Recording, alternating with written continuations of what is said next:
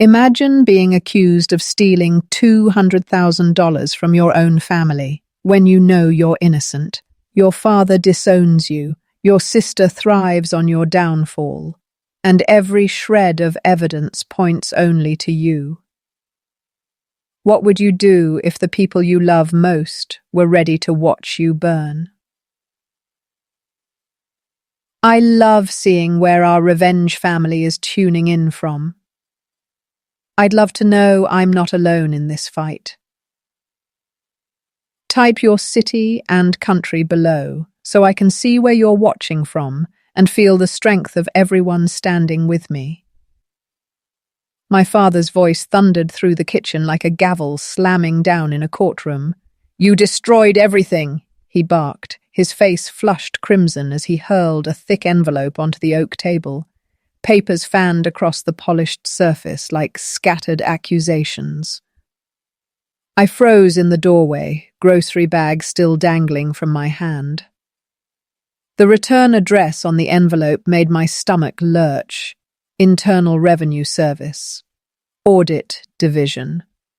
7 years, Evelyn, he shouted. 7 years of fighting this mess because you couldn't handle simple bookkeeping. My name is Evelyn Parker, 35 years old, born and raised in Portland, Oregon, and at that moment I was the woman my father believed had destroyed our family's accounting firm. Across the table, my younger sister leaned against the counter with her arms folded and an expression that could cut glass. Clara, 2 years my junior, forever my father's favorite, shook her head slowly, her lips pressed into a line of disappointed pity. The Christmas garland still hung above the kitchen window from last week's gathering, but the warmth of the holidays had long since died. "Dad," I said, my voice trembling as I set the groceries on a chair. "I've told you 1,000 times. I followed every procedure exactly the way you taught me. I don't know how those entries got changed." My father, Victor Parker, jabbed a finger toward the papers. "The IRS found deliberate alterations in the books. Not typos, Evelyn. Deliberate changes. Someone moved client funds, and you were the only one with access to the accounting software." Clara stepped forward, her glossy hair catching the kitchen light. "Evelyn, we've been over this. The audit trail shows your login, your workstation, your changes." She pulled a fat folder from her purse and dropped it on the table with a soft but damning thud. "Maybe if you just admitted what happened, we could finally move forward as a family." I stared at the folder as though it might bite. For 7 years I had lived under the crushing weight of that accusation, the belief that I, dutiful, reliable Evelyn, had sabotaged Parker Cole Accounting, the firm my father built from scratch and where I had worked since college. I sank into a chair, my heart thudding. "I haven't done anything wrong," I whispered. "You know I wouldn't steal from our clients." Dad's voice softened, but the disappointment in his eyes was like a blade. "I want my daughter back, the one who cared about this family enough to tell the truth." The truth. I wanted to scream that I was telling the truth, but the evidence on those IRS documents said otherwise. The audit had uncovered discrepancies totaling nearly $210,000 in client accounts. Every forensic report pointed back to me. My credentials, my terminal, my supposed late-night access. I swallowed hard against the knot in my throat. "I've paid every penalty," I said, my voice breaking. "Every legal fee, every settlement. What more do you want from me?" Neither of them answered. The silence was worse than the shouting. Growing up, I had always been the dependable daughter. While Clara dazzled with perfect grades and effortless charm, I was the one who stayed late to help Dad reconcile client files, who memorized tax codes and learned to balance the books until every penny matched. I loved the work, the precision of numbers, the quiet satisfaction of a perfectly balanced ledger.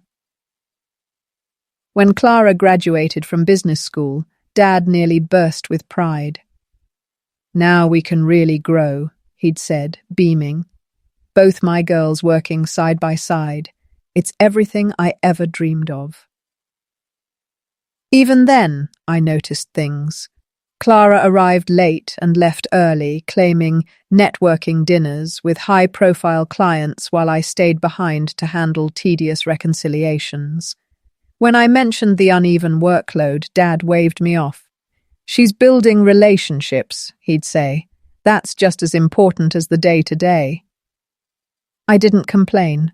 I trusted that my quiet diligence mattered, even if it wasn't glamorous.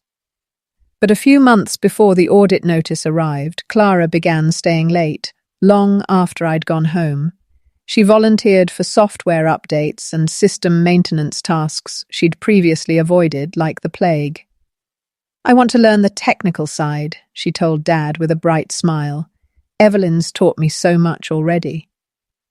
At the time, I was pleased. Maybe she was finally taking the work seriously. We even shared long conversations about data security and backup protocols, topics I never imagined would one day ruin me. The audit notice came on a rainy Tuesday in March. Dad opened it during our weekly staff meeting. I watched his face drain of colour as he read the sterile government language demanding immediate investigation into financial irregularities. They want everything, he said quietly. Every transaction, every adjustment, every log from the past 2 years. I felt a strange confidence. Our books were flawless. I had triple-checked every entry. The audit, I thought, would prove our excellence. How naive I was. 3 weeks later, 2 IRS investigators set up camp in our conference room with boxes of documents and forensic software. They questioned every procedure, every record. Agent Patricia Moore, a sharp-eyed woman with a voice like cold steel, focused on user access logs. Ms. Parker, she said during one tense interview, sliding a stack of printouts toward me. We found multiple entries modified after initial posting. Can you explain why these changes were made? I scanned the highlighted transactions, heart pounding. Client payments shifted between accounts, expense categories altered, entries I had never touched. I don't understand, I stammered. These aren't my changes. Someone must have... The modifications were made using your credentials, she interrupted calmly. From your workstation. My stomach flipped. That's impossible. I always log out when I leave my desk. I never share my password. Agent Moore tapped a timestamp on the report. February 14th, 11:46 p.m. Were you in the office that night? Valentine's Day. I'd been at a late dinner with an old college friend. I had the receipt, credit card statement, even photos. No, I said firmly. I can prove it. She jotted notes without changing expression. We'll investigate further, but until this is resolved, you'll need to step back from all financial duties. My confidence crumbled. The investigation dragged on for months, each week bringing fresh accusations and more damning evidence. The IRS found nearly $210,000 in manipulated accounts. The computer logs never wavered. My login, my access, my supposed crimes. Dad's warmth cooled into distance. During one agonizing family dinner, he asked, "If you didn't make these changes, Evelyn, then who did?" Clara rested a sympathetic hand on my shoulder. Maybe you were just overwhelmed and made mistakes without realizing. Dad will understand if you're honest. I pulled away. I didn't make mistakes. But it didn't matter. To my father, the numbers told the truth, and the truth condemned me. By October, the final audit report concluded that the alterations were deliberate and sophisticated. Parker Cole was fined heavily, its reputation shredded. Clients left, savings evaporated. Dad called an emergency meeting in his home office, the same room where he once taught me to value integrity. His voice was flat as he delivered the verdict. The evidence shows planning and intent. Until you take responsibility, you have no place in this company. Clara's eyes glistened with feigned sorrow. Maybe this is a cry for help, she murmured. Evelyn's been under so much stress. That night, Dad rewrote his will, cutting me out of the family business entirely. Actions have consequences, he said quietly as he signed the papers. I left his house numb, my career in ruins, and my family shattered.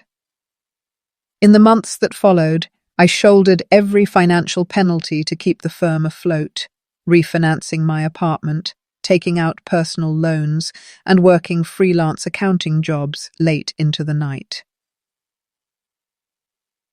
Every check wrote was a silent scream of injustice.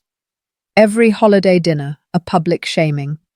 Clara's gentle pats on my back, "It takes courage to face your mistakes," were daggers disguised as comfort. But deep inside, a quiet certainty remained unshaken. I hadn't done this, and one day, somehow, I would prove it. The first winter after my father cut me out of the firm felt like an endless night. The Portland rain was colder, the streets darker, and every passing day carried the heavy reminder that my name, Evelyn Parker, had become a whispered warning in the city's accounting circles. By December, Parker Cole had removed my profile from the company website. My father, Victor, told clients I'd stepped away to deal with personal matters, but the implication was clear. I was a liability. The few clients who knew me personally avoided eye contact when we crossed paths in grocery stores or coffee shops. I moved out of the apartment near the office and rented a modest one-bedroom across the river in Vancouver, Washington. It was cheaper, quieter, and just far enough away that I wouldn't run into old colleagues. Each morning I woke to the grey light of the Pacific Northwest and the ache of a bank account slowly bleeding out. The IRS penalties arrived in waves: interest charges, legal fees, restitution agreements. My father refused to pay a cent, and I refused to declare bankruptcy. Some stubborn part of me believed that paying every bill would prove my integrity, even if the world thought I was guilty. I took on freelance accounting jobs, working for small businesses who didn't ask too many questions about my resume. I balanced books for bakeries and yoga studios late into the night, sometimes until the rain blurred into morning fog. Every invoice I sent felt like bailing water from a sinking ship, but I kept at it. Clara, meanwhile, thrived. I tried not to check her social media, but curiosity always won.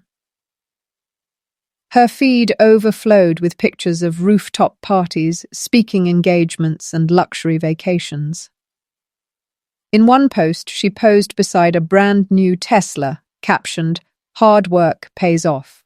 Hard work." The words tasted bitter. Rumors reached me through old colleagues who still cared enough to send quiet updates. Clara had started a side business offering fraud prevention consulting, using the Parker Cole case as her signature success story. "Learn from my family's mistakes," she'd tell audiences of corporate managers, her smile dazzling under conference hall lights. Each time I read about her growing empire, a slow burn of anger tightened in my chest. The hypocrisy was unbearable. I was paying hundreds of thousands of dollars for a fraud I didn't commit, while the person who destroyed me profited from my supposed lesson. One evening in late spring, I ran into an old client, Martin Ruiz, at a farmer's market. He hesitated when he recognized me, his smile strained. "Evelyn," he said cautiously, "it's been a while." "Hi, Martin," I replied, forcing a cheerful tone. He shifted his tote bag nervously. Listen, I just wanted to say, I never believed you did what they claimed. The numbers never made sense to me. His quiet faith hit me like a lifeline. For months, I'd convinced myself that no one believed me. But here was someone who doubted the narrative. Thank you, I said, my throat tightening. Martin lowered his voice.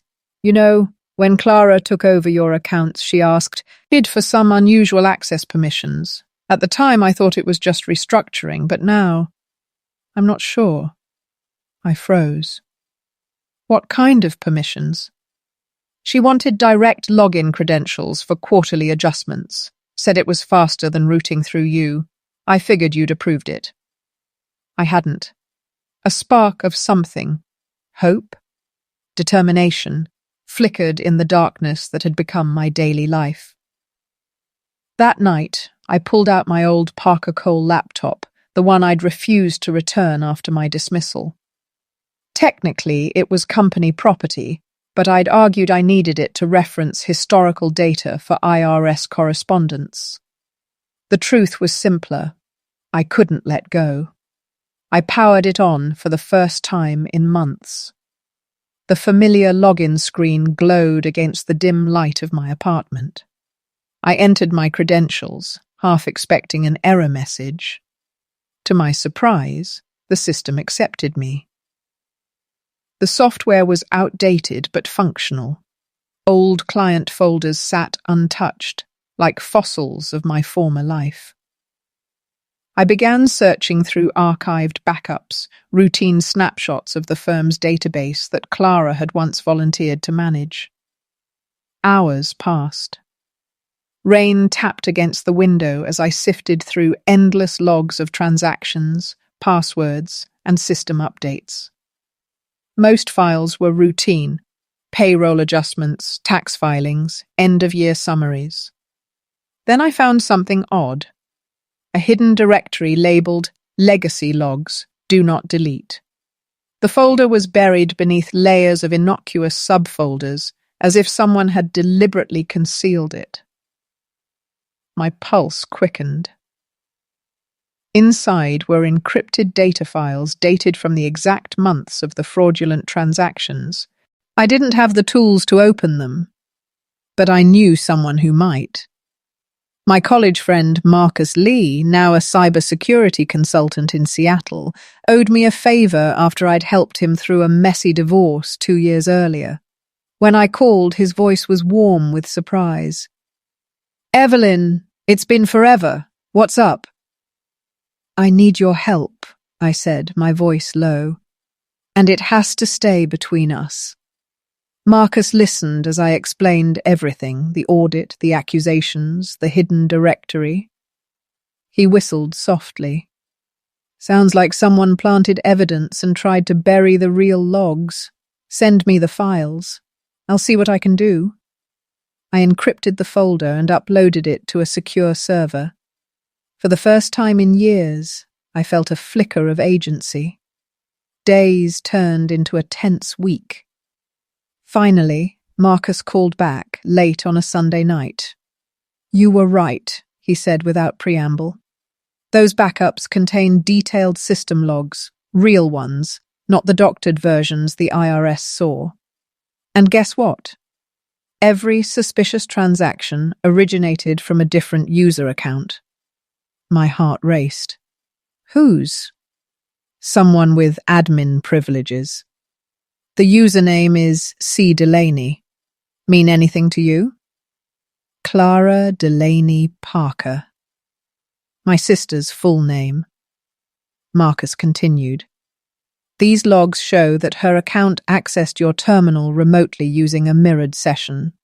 That's how she made it look like you were logged in." I pressed a hand to my mouth, dizzy with the revelation. 7 years of humiliation, financial ruin, and family hatred, all built on a digital mirage. "Evelyn," Marcus said gently, "this is solid evidence. With these logs, any forensic investigator could prove you were framed." I closed my eyes as a storm of emotions crashed over me. relief, fury, vindication. The truth was finally within reach. But proof alone wouldn't fix everything. My father still believed I was guilty. The IRS had closed the case years ago, and Clara, clever as ever, had built an empire on my supposed failure. If I went to authorities immediately, she'd lawyer up and claim the data was fabricated. I needed a plan, a way to expose her so completely that even her charm and connections couldn't save her. That night, I stared at the city lights flickering across the Columbia River and made a silent vow. For 7 years, I had paid for a crime I didn't commit. Now it was Clara's turn to face the consequences. Over the next month, I worked with Marcus to create a meticulous timeline of every fraudulent action. He produced a forensic report so detailed it could stand up in federal court. Meanwhile, I began gathering subtle pieces of physical evidence, old email chains, meeting notes, even a Valentine's Day restaurant receipt proving I wasn't in the office during key transactions. Each document was a brick in the wall of truth I planned to build around my sister. On a rainy Thursday evening, I spotted Clara leaving a downtown hotel where she'd just finished a keynote speech on corporate ethics in the digital age. She looked radiant in a tailored navy suit, her laughter echoing against the wet pavement as photographers snapped pictures. For a fleeting moment, I watched her from across the street, the bitter taste of betrayal filling my mouth. The world saw a glamorous entrepreneur. I saw the architect of my ruin. As her car door closed and the chauffeur pulled away, a cold clarity settled over me. The time for quiet suffering was over. The next move would be mine. I spent the next 2 weeks living in a quiet storm of planning. Every night, after finishing my freelance bookkeeping jobs, I sat at my small dining table with Marcus's forensic report spread across the surface. The evidence was airtight. Access logs, IP addresses, mirrored session records, each line a dagger pointing straight at Clara Delaney Parker. Marcus, ever the professional, cautioned patience. "You need to build a case so complete she can't wiggle out of it," he said over a late-night call. "If you just hand this to your dad or the IRS, she'll scream fabrication. You need more than digital proof. You need a story the authorities can follow from start to finish. A story." Ironically, Clara had always been the storyteller of the family, the charismatic sister who could make investors sign checks with a single speech. Now it was my turn to craft a narrative, one built not on charm, but on cold, immovable facts. My first step was to verify the digital logs with physical evidence. If Clara had accessed my terminal remotely, there had to be traces beyond the computer screen. Marcus taught me what to look for: router logs, building entry records, and third-party system backups Clara might have overlooked. I started with the old Parker Cole office. The firm had moved locations after my departure, but the building manager remembered me. "Evelyn, haven't seen you in years," said Harriet, the kindly receptionist who once slipped me scones during late tax seasons. I smiled faintly. "I'm chasing down some old records for my personal files. Would it be possible to access the security logs from 7 years ago?" Harriet hesitated, then leaned closer. "Officially, no, but I'll see what I can find." 2 days later, she emailed me a compressed folder of building entry records. I opened it with trembling hands. There it was, multiple late-night entries under Clara's keycard on these. The very nights the fraudulent transactions occurred, including February 14th, the evening Agent Moore had grilled me about. I cross-referenced those timestamps with Marcus's forensic logs. Perfect matches. Next, I searched for third-party backups. Parker Cole used a cloud-based payroll service during the fraud period. If Clara's mirrored sessions had funneled through the firm's network, the service might have captured shadow activity. After a long evening of digging through old client contacts, I reached Tina Rowe, a payroll administrator who once trained me on the software. "Evelyn, I'm so glad you called," Tina said. "I always wondered what really happened back then." Her voice softened when I explained my need for archived server logs. "I can't officially release them without a court order," she said. "But I can tell you they're still stored. If an investigator requests them, they'll find everything." That was enough. The pieces were aligning like a perfectly balanced ledger. But a single thought haunted me as I built my evidence wall. My father. For 7 years, Victor Parker had looked at me with quiet disappointment, convinced I'd betrayed not only his business, but his trust. Would these records be enough to change his mind? Part of me wanted to storm into his office and drop the proof on his mahogany desk. But Marcus urged caution. "Let the authorities reopen the case first," he said. "If you go to your dad too soon, Clara will get ahead of the narrative. She'll twist it before he even reads the evidence."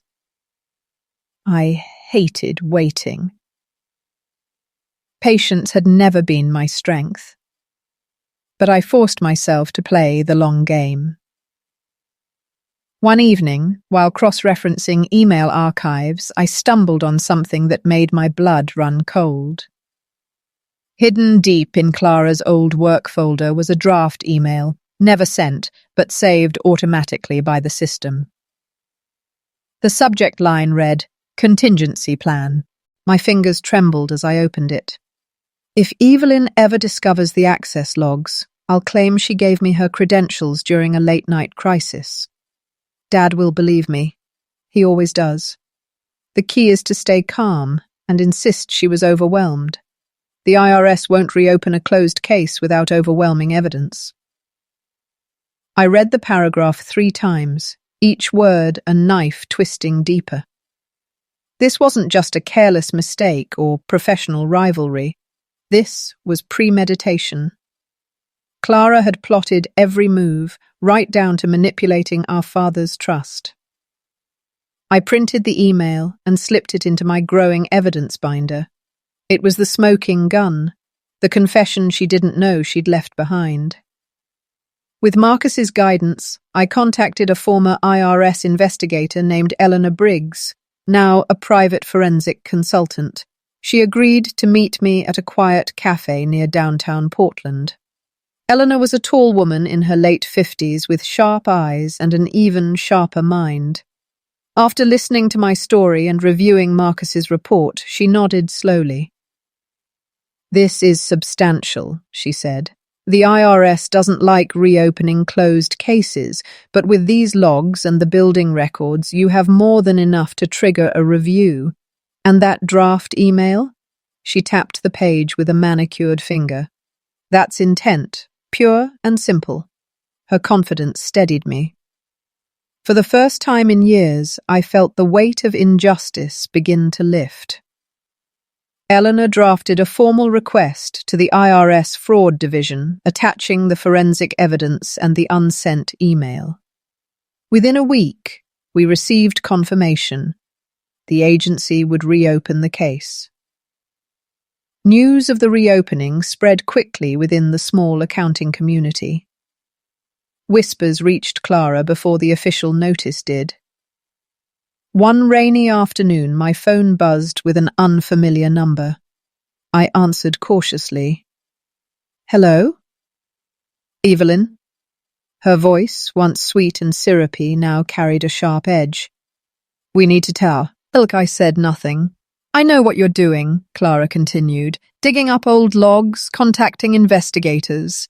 You think you're clever, but you're playing with fire. You'll ruin what's left of this family. I let the silence stretch until she grew uneasy. Finally, I said softly, "The truth doesn't ruin families, Clara. Lies do." Her breath caught, a tiny hitch she couldn't hide. Then the line went dead. The next few days were a blur of activity. IRS agents contacted Marcus for technical verification, subpoenaed third-party backups, and interviewed former employees. Each new discovery tightened the noose around Clara's carefully constructed narrative. Meanwhile, I prepared for the personal battle ahead. My father had yet to hear from me directly. I imagined his confusion when federal investigators reached out, his mind racing between loyalty to one daughter and doubt toward the other. Marcus urged me to stay focused. "Let the evidence speak first," he said. "Once the IRS confronts her, you can talk to your dad. Don't give her a chance to poison the well again." I agreed, but the waiting was torture. Each hour stretched like a taut wire, humming with unspent tension. One evening, just as I was finishing a freelance tax reconciliation, a message from Eleanor appeared on my phone. Update. IRS investigators have confirmed fraudulent remote sessions tied to Clara's credentials. They're moving forward with formal charges. I stared at the screen until the words blurred. 7 years of exile, humiliation, and financial ruin, all vindicated in a single text. Tears welled in my eyes, hot and uncontrollable. Relief flooded through me, but it carried an undercurrent of fury. Clara hadn't just stolen money, she had stolen my career, my father's trust, and 7 years of my life. The IRS would handle the legal side, but I knew this fight wasn't over. My family deserved to hear the truth from me, not from agents or headlines. I closed my laptop, wiped my tears, and made a decision. It was time to call a family meeting. I spent the next day drafting a message to my father. It took hours to find the right balance, firm but respectful, factual yet personal. "Dad, there are things you need to see. Please meet me at the old house tomorrow evening. It's important." His reply came within minutes. "I'll be there." I exhaled shakily. Tomorrow, the truth would finally come home. That night, as I organized my evidence binder, logs, entry records, the draft email, Marcus's report, I felt a calm I hadn't known in years. For so long, I'd lived under a cloud of false guilt. Now I was armed with truth sharp enough to cut through every lie Clara had spun. Outside, the Portland rain fell steady and soft, washing the city clean. I imagined it washing me clean too, preparing me for the confrontation that awaited.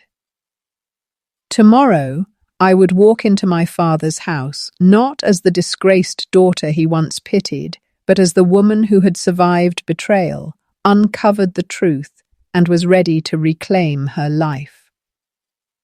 The day of truth began not with thunder, but with a strange, almost peaceful stillness. I woke before sunrise, my breath fogging the kitchen window as I reheated coffee and stared at the email drafts that had rewritten the last decade of my life. My hands trembled, not from fear, but from the quiet understanding that by nightfall, the world that had ridiculed me would finally see what I had carried all these years. I printed everything, the email exchanges, the firewall logs, the recovered drafts with timestamps no one could argue with. I tucked them into a leather binder and slid it into a tote bag. Each page felt heavier than paper. It felt like years of humiliation, evictio, end notices, and sleepless nights solidified into proof.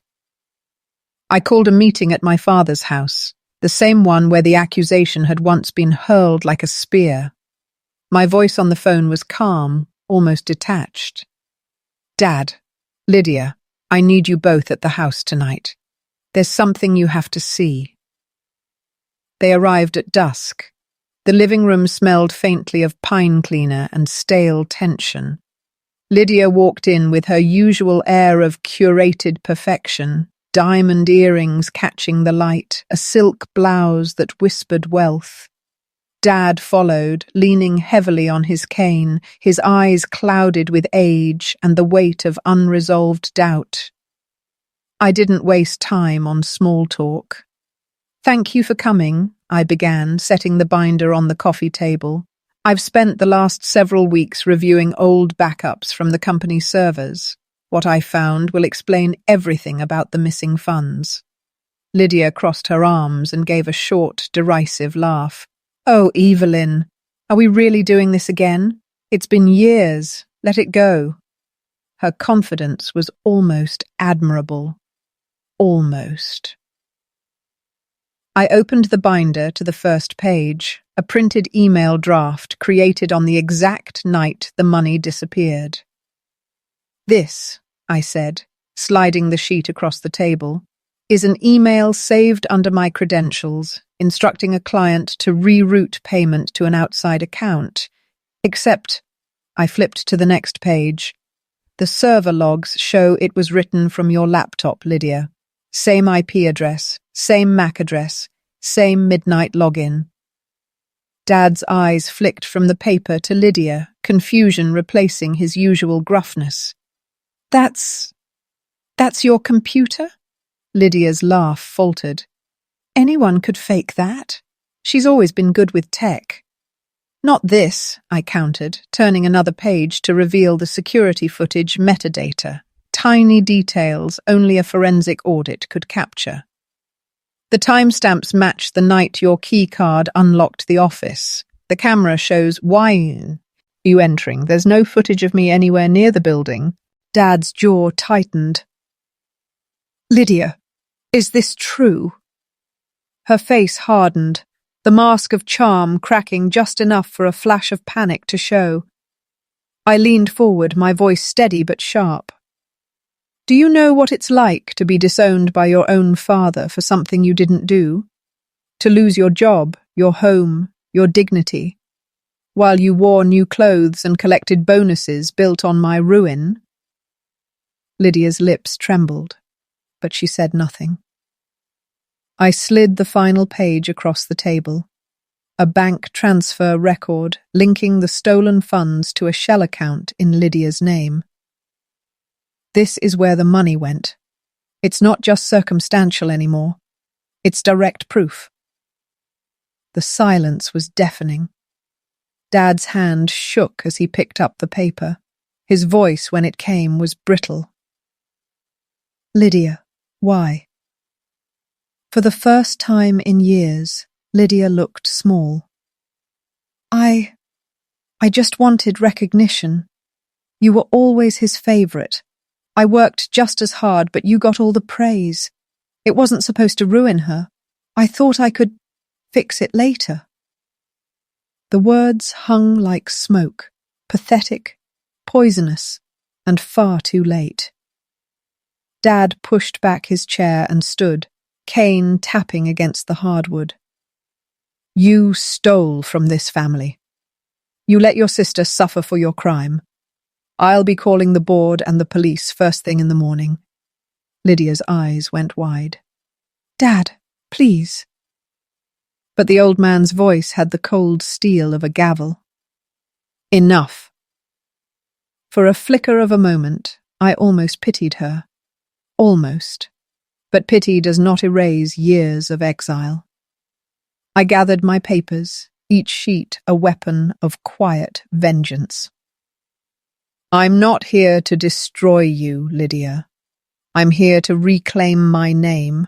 What happens next is your choice, but the evidence is already secured with the company and law enforcement. There's no undoing this. Lydia collapsed into the sofa, her once perfect posture sagging like a wilted flower.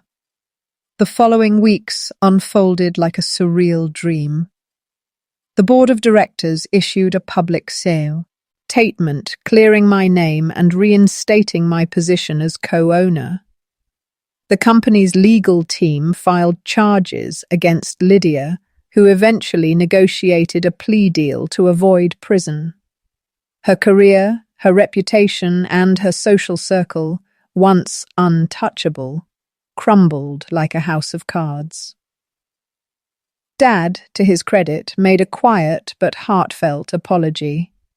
We spoke long into the night one evening, both of us older, both of us humbled by the wreckage of misplaced trust. "I should have believed you," he said, eyes shining with regret. "I needed you too," I replied, "but I understand why you didn't." Forgiveness is not the same as forgetting.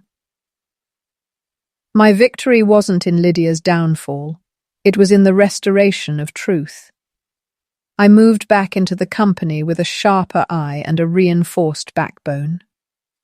I bought a modest townhouse overlooking the river, a place of my own making.